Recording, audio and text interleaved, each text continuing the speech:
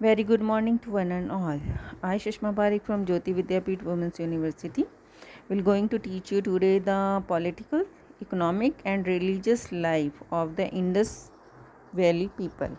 Indus valley people होती है हड़प्पा संस्कृति की. इंडस वैली पीपल, मोहनजोदारो, एक ही बात है ये. और इंडस वैली सिविलाइजेशन 2500 BCE से शुरू हुई थी. Roots of Indus Valley Civilization. Earliest civilization in Indus Valley was discovered in 1856 by railroad crew. इसका ना रेल रोड क्रू मतलब कि उन्होंने डिस्कवर करी थी 1856 में, जब वो रेल के लिए पटरियाँ नहीं बनाते, पटरियाँ बनाते हुए एक उनको लगा कि हाँ यहाँ पे कुछ ईंटें मिली. तो ईंटें वो बहुत मजबूत और पुरानी ईंटें थी, तो उनको लगा कि हाँ यहाँ पे कोई सभ्यता रही थी. इसका मतलब कोई पुरानी सिविलाइजेशन थी जिनकी खुदाई करने से, थोड़ी सी खुदाई करने पे इतनी सारी ईंटें निकल रही हैं, वो भी बहुत ही बढ़िया बढ़िया ईंटें निकल रही हैं. तो वो था सबसे पहला डिस्कवर. ठीक है, 1856 में हुआ था रेल रोड बनाते हुए, जिसके अंदर हमें क्या क्या मिला था. Harappa, Mohenjodaro, hills of the deads भी जिसको कहते हैं, बोथ सिटीज़ जो हैं ये अर्बन सिविलाइजेशन की थी और अराउंड 40,000 सरफेस एरिया के अंदर फैली हुई थी. जैसे आप इसके अंदर देख रहे हैं, इंडिया से आगे अब ये पाकिस्तान में भी एरिया है और आगे तक फैली हुई है ये जो हड़प्पा संस्कृति जिसको हम कहते हैं, इंडस वैली सिविलाइजेशन, ये सारी.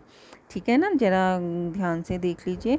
और उसके बाद में जो रूट्स हैं इसके 7000 BCE से मिलने से लेकर 2500 BCE तक थे.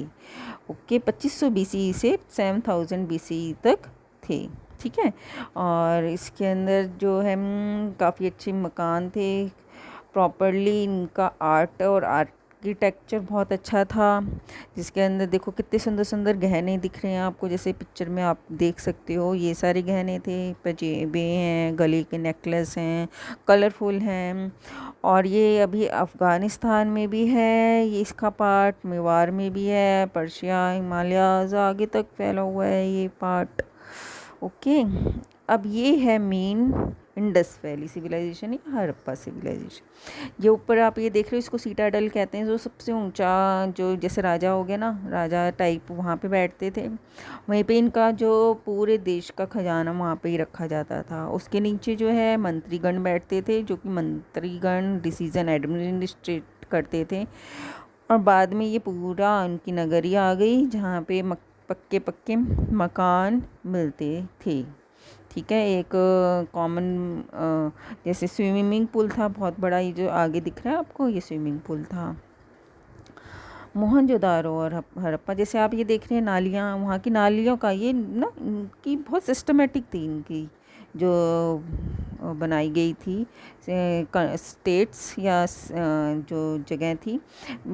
जो मकान थे वो गेट जो है दरवाजे वो गली की तरफ खुलते थे, बाहर रोड की तरफ. और जो बाहर नाली जाती थी वो कवर्ड नालियाँ थी, जैसे पानी का निकास बड़े अच्छे से करा गया था. और जो ईंटें थी ना बहुत मजबूत ईंटें से बनाए हुए थे ये मकान, कि पकी हुई ईंटें थी.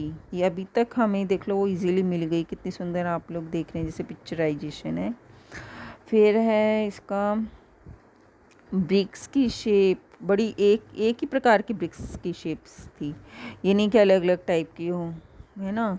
और शेप और साइज़ एक ही तरीके का था. ऑर्गेनाइजेशन बहुत अच्छी थी वहाँ की. और कोई भी ऐसे इम्प्रॉपर तरीका नहीं था. सोसाइटी के अंदर कोई डिवीज़न वगैरह सच नहीं था, सोशल स्ट्रेटिफिकेशन नहीं था. लिविंग स्टैंडर्ड बहुत अच्छा था. गोल्ड एंड आइवरी के ऑर्नामेंट्स मिले हैं हमें वहाँ पे खुदाई करते टाइम. ग्रेट बाथ था, जो कि एक पब्लिक बाथ कह सकते हैं हम उसके लिए. और जैसे आप देख रहे हैं ये हैं सारे उस टाइम की इमारतें या मकान और सारी गैलरियाँ, सब चीज़ें. रिलीजन कैसा था वहाँ के टाइम का, ये जो है गॉड गॉडेस और एनिमल इनको मानते थे और लॉर्ड शिवा की बहुत प्रे करते थे, बिकॉज लॉर्ड शिवा के की आकृति के बनाए हुए ना धातुएं मिली हैं ब्रॉन्ज की। जैसे आपने ये दूसरी वाली पिक्चर है उसमें देख सकते हैं कि लॉर्ड शिवा के एक धातु के ऊपर पिक्चर बनाई गई है जिसको ब्रॉन्ज की धातु है ये, ठीक है। और ईंटों पे भी देखो सथी ये स्वास्तिक होते हैं ना, स्वास्तिक का निशान है ईंटों के ऊपर भी, ठीक है। और ये ऐसी ऐसी धातुएं थी, ये सारी ब्रॉन्ज की है, जिसके अंदर डांसिंग गॉड भी है। डांसिंग गॉड पशुपतिनाथ शिवाजी इनकी है, गॉडेस ऑफ मदर, ठीक है। इन सब के बारे में है ये। लिविंग स्टैंडर्ड जो था एग्रीकल्चरल बेस्ड थी, इक्वल था इधर का लिविंग स्टैंडर्ड। ये नहीं कि किसी में कोई डिफ्रेंशिएट हो, जैसे आज के टाइम में 4 भागों में वर्णों में डिवाइडेड है सोसाइटी, वैसा नहीं था। ग्रेट पाथ भी था। और ये सारी गवर्नमेंट के एविडेंसेस हैं। प्लानिंग सिस्टम बहुत अच्छा था। अब इसका डिक्लाइन का एक सस्पेंस है कि किसी को नहीं पता। कोई तो कहते हैं आर्यंस आ गए थे इसलिए डिक्लाइन हो गई है, कई कहते हैं कि इंक्रीज़ हो गई थी रेनफॉल इसलिए हो गया, कोई कहते हैं ड्रॉट आ गया था इसलिए हो गया। बट एक्चुअली में अभी तक इसके बारे में नहीं पता चला है, बिकॉज जो वहाँ की लैंग्वेज है, लिखावट है, वो नहीं पढ़ी जा रही।